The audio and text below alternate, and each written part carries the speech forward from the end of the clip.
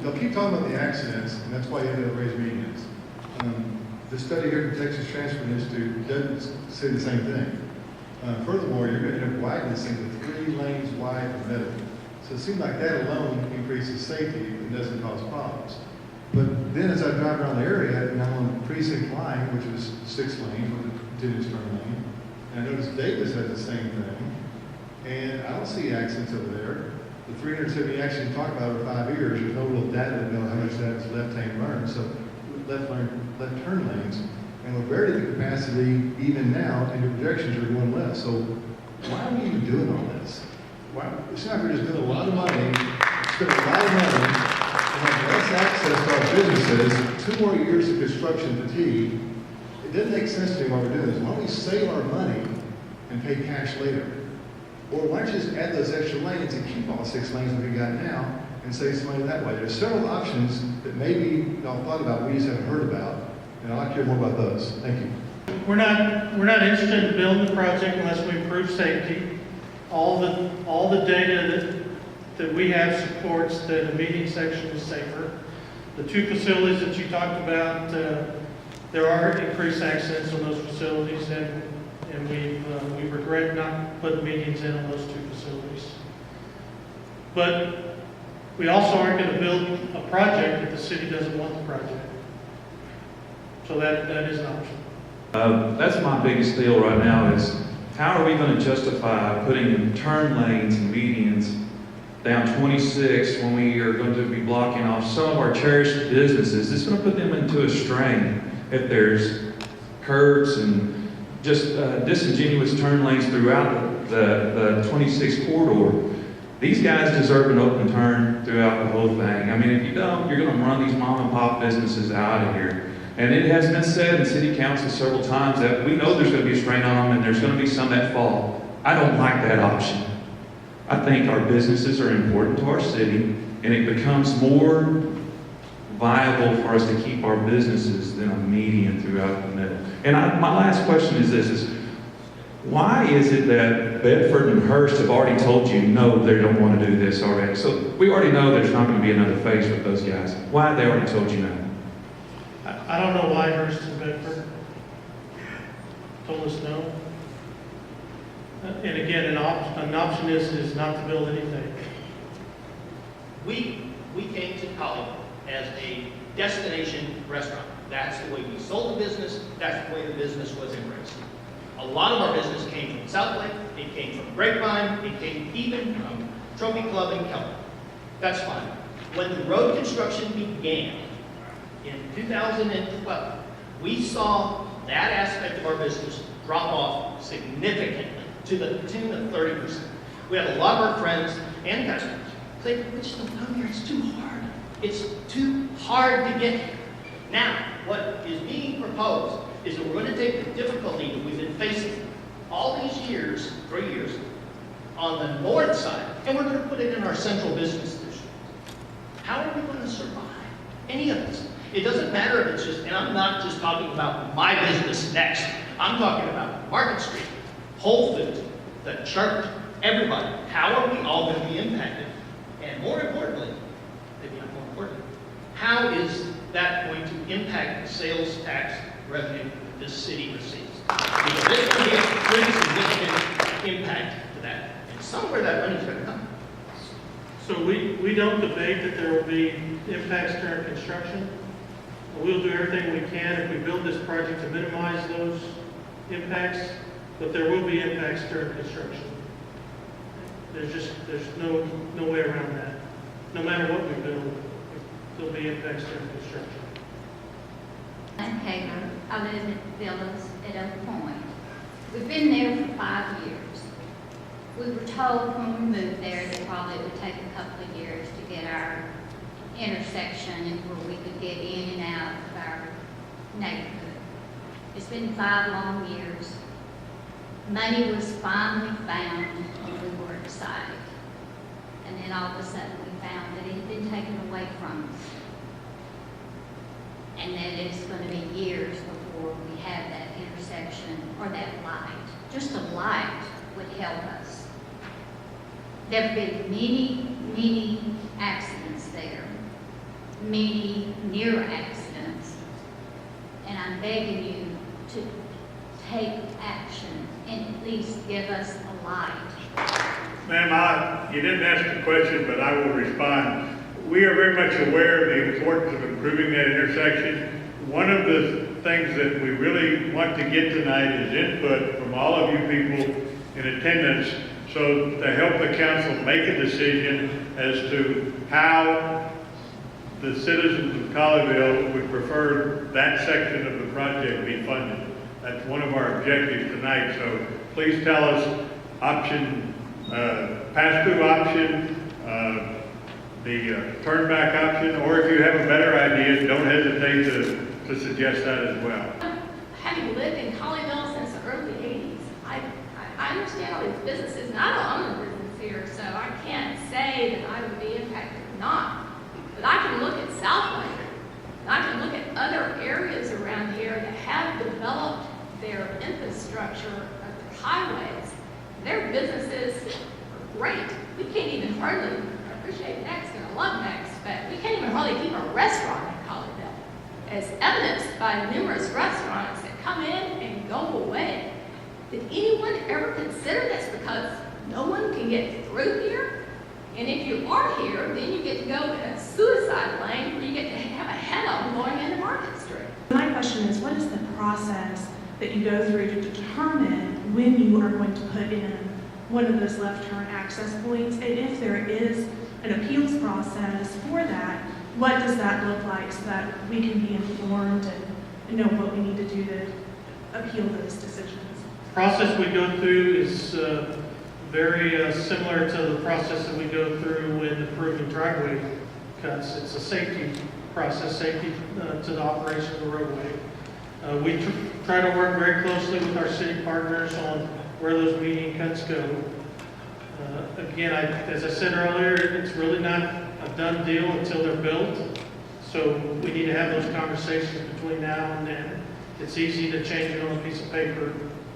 It's difficult to change it once it's built. But to me, we need a little bit of reprioritization, because to me, what is most dangerous is what should be our highest priority.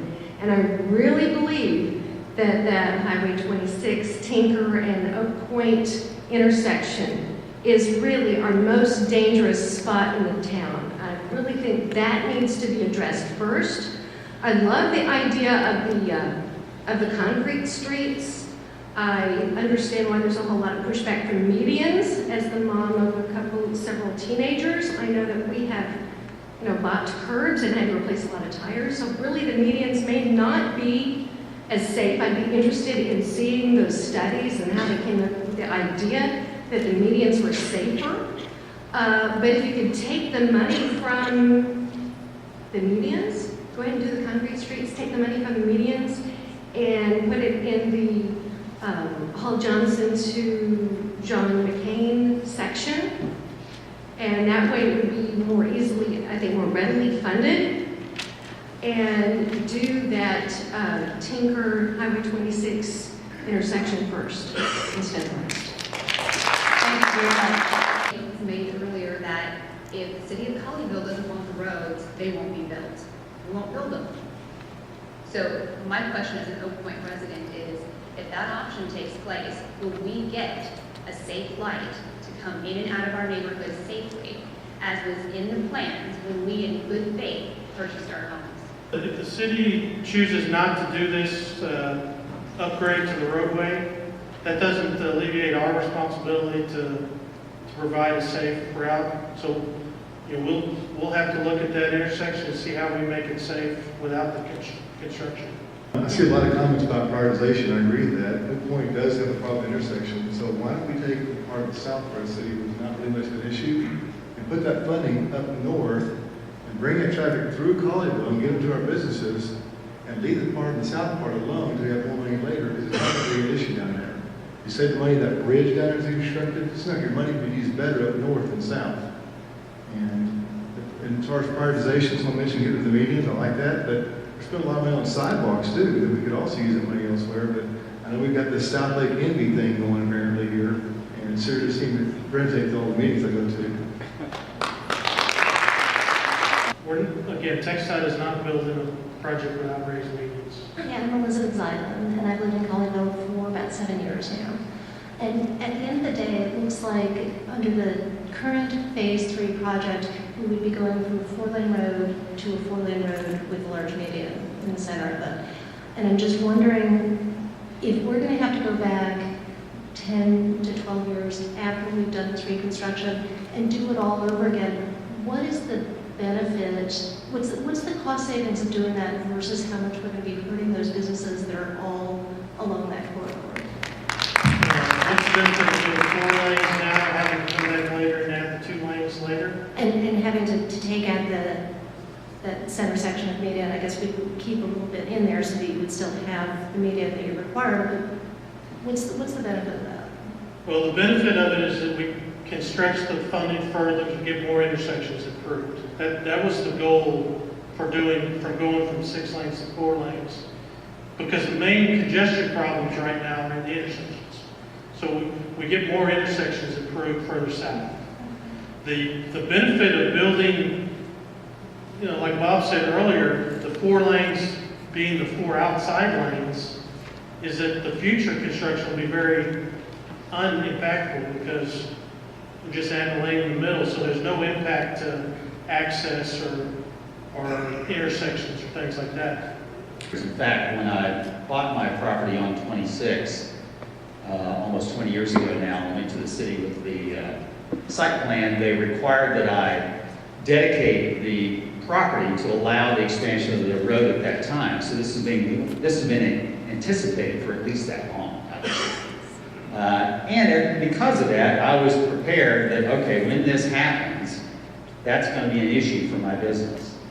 And during that time, of course, we've seen road construction projects occur in South Lake and Grapevine and North Richland Hills, and there's no doubt that during that process, those businesses were affected. But afterwards, those areas are thriving. We see that on South Lake Boulevard, on Northwest Highway, and Grapevine, and whatnot. And I think that that's something that in the long run definitely benefits the city. This is a project about the safety of the citizens. Instead of a beautification project, we might want to look at where we were before. The new highways. That's first off. I just wanted to share that with you, from my perspective anyway. The other thing is if we finish this project with the new 4 lanes, do you anticipate that the traffic is going to move quicker? Because I don't see it moving quicker because you're still going to have the stop lights, which is what stops the traffic because of the cross flow. So I don't see that anything's going to move faster because this project is done. Is that true? It'll move faster because of the added capacity of the intersections. You had a traffic study that had the A, B's, and C's and D's that are on it on another meeting that some of us have made. And if you remember that some of our roads had A's, B's, C's, but as you did the improvements, we went to D's and F's on a lot of spots after you did your improvements. Is that not correct? Yeah, and I think you need to hear Cobb's explanation of those before we take that out of context. It's your rating. Your rating. Why didn't you rate it as Cox? It wasn't my rating. So they just made it and gave it to the state, said, here, run with it. You guys did to present it to the public, and that's how we were supposed to receive it. Cobb presented it to the public. You were there. I was there, but I didn't present it. Why Presented didn't you go back and say, hey, you know what, this isn't really right? because I think they were correct. So the F's were correct, and the You E's. need to hear the full explanation of, sometimes it's beneficial to improve certain movements. If you had an F on a certain movement, but the whole interchange rated as a C, it makes sense to improve that movement to get a full intersection of an E. That was his explanation. Well, that's what I'm saying. We're going from an A, B, C to a D, E, and an F with your improvements, as it was presented to us before. Yeah, we need to look at that data.